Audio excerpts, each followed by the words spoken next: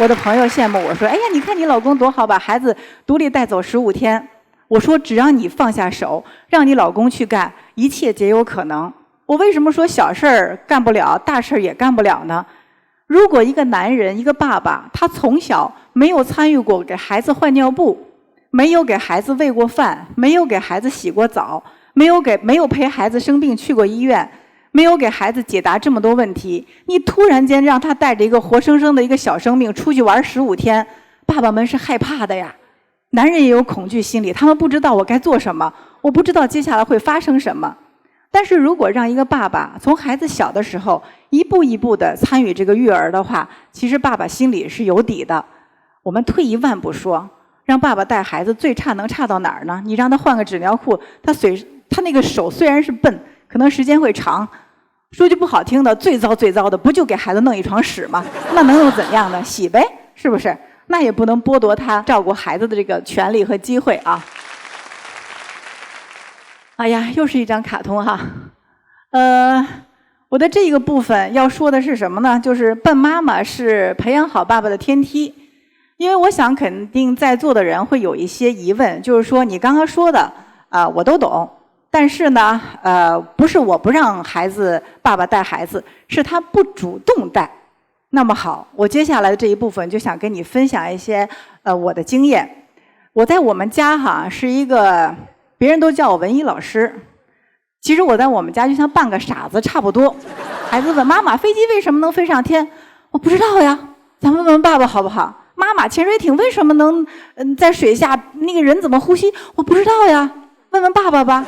还有妈妈为什么打篮球不能用脚，算了，我去问问爸爸吧。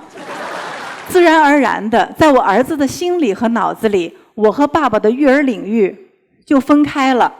所以我儿子现在才不到6岁，他非常清晰的知道科学、体育、动手和需要逻辑思维的问题，他就去找爸爸。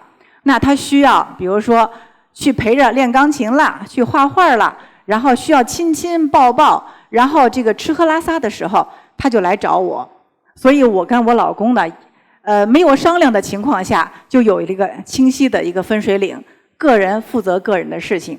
我觉得在共同育儿的过程当中呢，就是跟孩子示弱，我就是一个傻妈；跟老公示弱，我就是一个傻媳妇儿。好，其实是特别有必要的，就是因为我们有一些不能做的事情，才给了老公更多的可以参与孩子教育的空间。我知道我们每一个女人其实当了妈之后都有超人的这个能力和潜质，但是呢，你做的越多，老公做的越少。所以我尽量劝大家怎样呢？让我们自己不能，这样的话老公才越来越能啊。在带孩子的时候，在我小的时候，我是一个挺笨的孩子。但是我姥姥呢，她经常夸我说：“哎呀，你看这个孩子手多巧！哎呀，你看这个孩子写字写得多好！”其实这2项刚好是我在当时的一个弱点。但是呢，假以时日，奇迹出现了，我手真的变巧了，我写字画画也真的变得越来越好起来了。我在想，这是为什么呢？可能真是夸奖的这个力量，因为在他夸奖我的这个2个领域里我只要一开始动手，我就会非常的聚焦，非常的专注和非常的认真，时间长了就会有改变。我想你们可能知道我接下来要说的是什么了，就是说好爸爸他也是夸出来的。我老公呢是这样的就是我觉得所有男人可能都是一样，虽然你们看似很冷静，但是每个人也受不了甜言蜜语。每个人都喜欢被别人夸奖，而不是被别人乱七八糟的扔来一堆这个抱怨呀或者负面情绪，是不是？那在老公育儿的时候呢，我建议大家一定不惜言辞的要夸奖老公，要发现他的优点，发现他的优点之后呢，要非常及时的去夸奖他，夸大一点都没有关系，甚至在外人面前夸他那是更好的。我给你们举一个例子我和我老公在这个微信朋友圈里有好几个共同的群，有家里的老人的群，有同学的群，然后有这个朋友的群。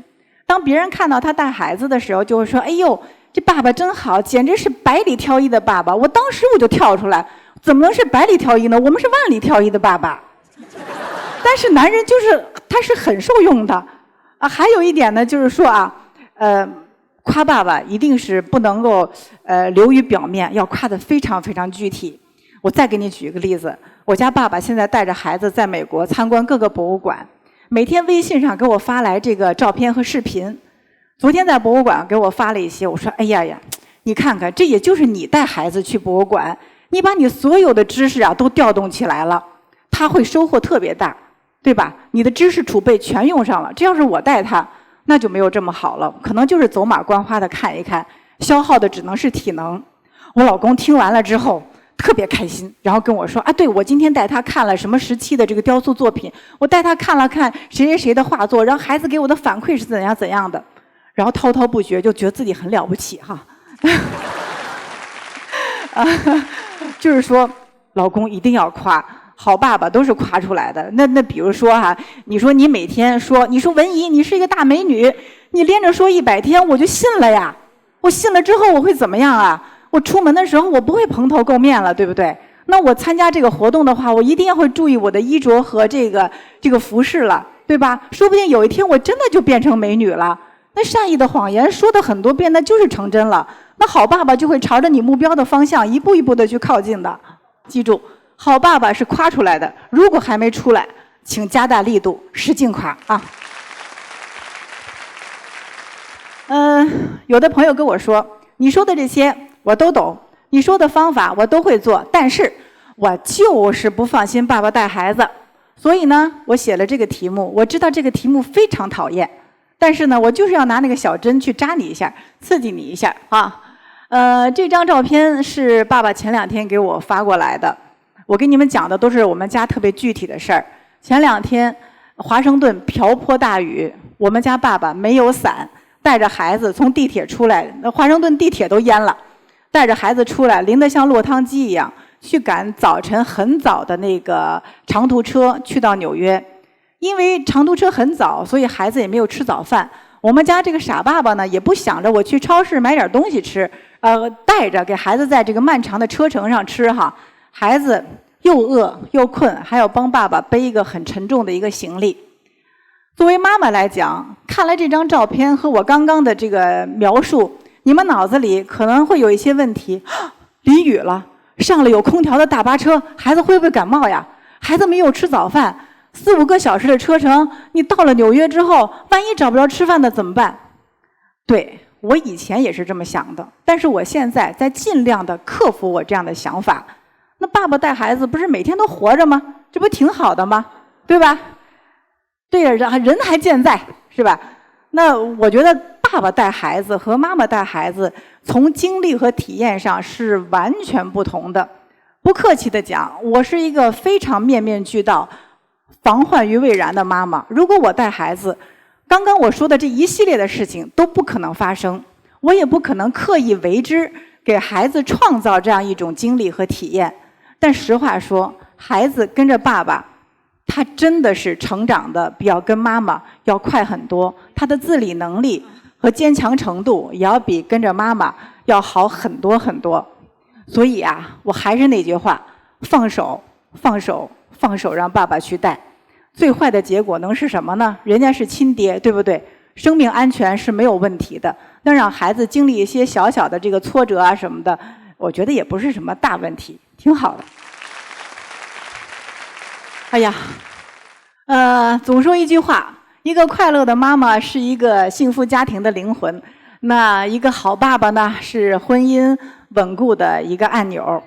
我呢，其实对我老公有特别多的不满。我们2个人在一起已经20年了，不满到什么程度呢？如果再给我20分钟，我可以再讲一场吐槽大会。20年了，牙膏永远是从中间挤；20年了，喝完的咖啡和红酒杯子永远散落在家里的各个角落。我们家的垃圾桶这么大的口，一个小小的创可贴永远能扔在桶外面。这样的事情，我不开玩笑啊，我能说200件。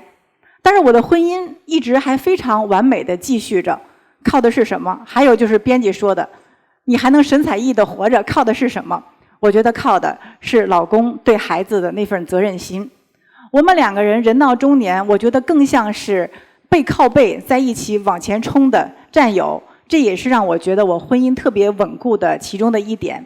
虽然我自身的条件没有办法找一个全世界最优秀的老公，但是我培养出了一个还不错的爸爸，所以我觉得这点还挺好的。今天我跟大家分享的呢，都是我在家里带孩子，还有我先生带孩子的一些琐事儿，还有一些小的经验。我知道说起来容易，做起来难，但是各位妈妈，如果你现在不做，假以时日会越来越难。好了，今天我的演讲就到这里了。我最后嘱咐各位妈妈一句：放手，放心，把孩子交给爸爸，让孩子获得更优秀的成长。谢谢。